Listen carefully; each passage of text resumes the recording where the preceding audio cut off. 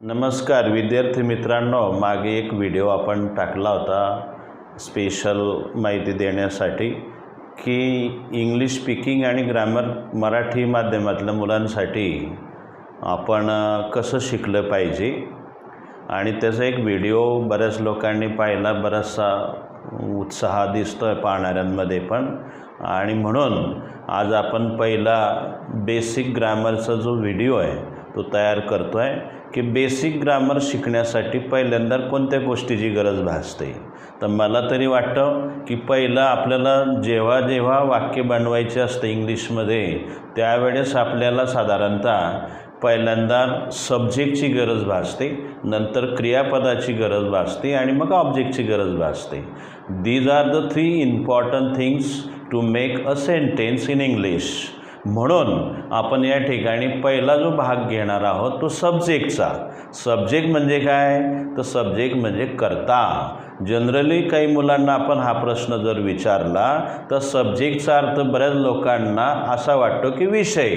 Actually तो अर्थ ग्राह्य धरला जातो, पण ग्रामरमध्ये जर सब्जेक्ट म्हणून कोणी विचारला तर त्याचा अर्थ होतो कर्ता।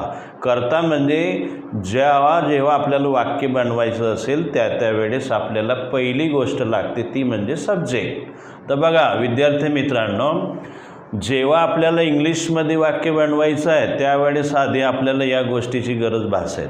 आता हा पहिला पॉईंट आहे आपला की मराठी माध्यमातल्या मुलांना आपल्याला जर इंग्लिश स्पीकिंग आणि ग्रामर करायचं असेल तर आपल्याला इंग्लिश इंटू मराठी आणि मराठी इंटू इंग्लिश शिकवलं गेलंच पाहिजे, अन्यथा त्यांच्या डोक्यावरून ते जातं आणि म्हणून त्यांचा जो हळूहळू इंटरेस्ट कमी होतो। म्हणून आपण एक नवीन संकल्पना सुरू करतो आहे की Marathi plus English, English plus Marathi. आता बघा, तर पहिला जो पॉईंट आहे तो पर्सनल प्रोनाउन्सचा आहे। याला आपण मराठीमध्ये म्हणतो पुरुषवाचक सर्वनाम। आता याला जर आपल्याला व्यवस्थित अभ्यास केला तर मला वाटतं तुम्हाला वाक्य बनवायला काही अडचण नाही आहे। तर बघा, personal pronounce, there are 8 personal pronounce in English. First they are divided into 2 parts. First one singular, second plural.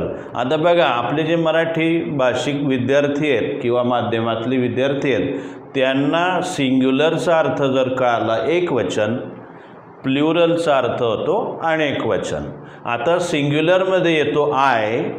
जेव्हा आपल्याला काही एखादी वाक्य बनवायचं वाटतं त्यावेळेस आपल्याला पहिल्यांदा नजरेत येतो आय। आयचा मराठी अर्थ होतो मी, मला, माझ्याजवळ। बऱ्याच विद्यार्थ्यांना हे 3 अर्थ माहीत नाही आहे, म्हणून एखादं वाक्य ट्रान्सलेट करताना अडचणीचं येतं। म्हणून याला प्रत्येकाला 3 अर्थ दिले गेलेत बेसिक म्हणून। ते जर आपण व्यवस्थित अभ्यास केला तर फायदा होऊ शकतो। आता आयचं जे अनेक वचन आहे वी आहे, तर वीचा मराठी अर्थ होतो आम्ही, आम्हाला, आमच्याजवळ। नंतर यू, सिंग्युलरमध्ये यूचा अर्थ होतो तू, तुला, तुझ्याजवळ। आणि सेम यू प्लुरलमध्ये येतो तुम्ही, तुम्हाला, तुमच्याजवळ। नंतर ही, तो, त्याला, त्याच्याजवळ।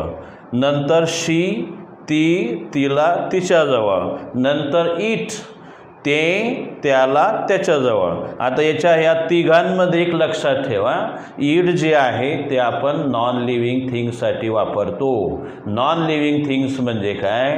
निर्जीव गोष्टीसाठी इटचा वापर केला जातो। आता बघा, इकडे दे दिलं आहे, या तिघांचं जे अनेक वचन आहे ते दे आहे।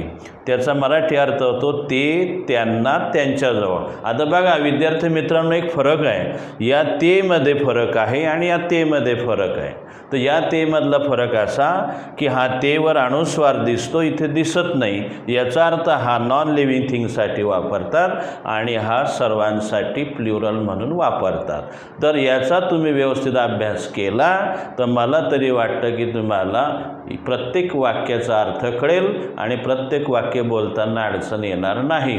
म्हणून या गोष्टीकडे तुम्ही लक्ष दिलं गेलं पाहिजे। हा पहिला पॉईंट बेसिक ग्रामरचा फक्त विद्यार्थी जे मराठी माध्यमातला आहेत त्यांच्यासाठी अतिशय उपयुक्त आहे.